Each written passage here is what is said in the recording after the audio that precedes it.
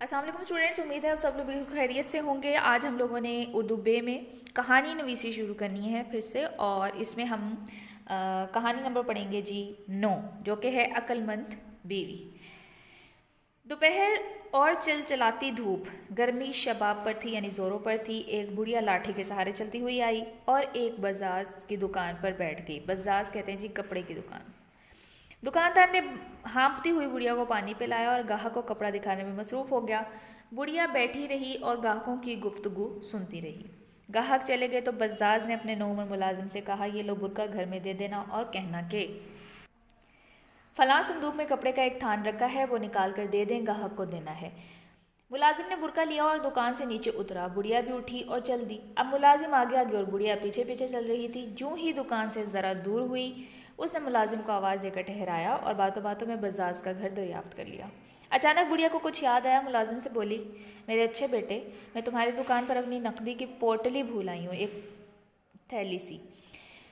ज़रा दौड़ कर जाओ और ले आओ, ऐसा ना हो कोई और ले जाए। ये बुरका मुझे दो और जल्दी आना, मैं यहीं खड़ी इंतज़ार करती हूँ। मुलाजिम बुढ़िया की बातों में ऐसा आया कि उसने बुरका बुढ़िया को दिया और दुकान की तरफ चल दिया। बुढ़िया ने मौका गनीमत समझा और जल्दी जल्दी कदम उठाती हुई बज़ाज़ के घर आ पहुंची। दरवाज़ा खटखटाया। बज़ाज़ की बीवी ने दरवाज़ा खोला और पूछा, बड़ी बी क्या बात है? बुढ़िया ने कहा, ये लो बुरका तुम्हारे खावंद ने भेजा है और कहा है कि जल्दी से फलां संदूक में से एक थान निकाल कर दे दो। गाहक दुकान पर बैठा इंतज़ार कर रहा है। बज़ाज़ की बीवी ने बुरका ले लिया और कहा, तू जाने कौन है, मैं तुझे थान नहीं दूंगी। बुढ़िया ने बतेरा कहा, यानी बहुत कहा, मैं दुकान से आ रही हूँ, मुलाजिम मसरूफ़ था इसलिए मुझे ही आना पड़ा। मगर बज़ाज़ की औरत टस से मस न हुई। आखिर बुढ़िया ने कहा, थान नहीं देती हो तो बुरका ही दे दो, मैं दुकान पर दे दूंगी। बज़ाज़ की बीवी ने कहा, बुरका मेरे खामन ने भेजा है, मैंने ले लिया है, अब मैं तुझे ना बुरका दे सकती हूँ ना थान। बुढ़िया ने सोचा कि ये फ़रेब में नहीं आएगी, यानी धोखे में नहीं आएगी। मुलाजिम पहुंच गया तो पुलिस के हवाले होना पड़ेगा। चुपके से भागी और पीछे मुड़कर भी ना देखा।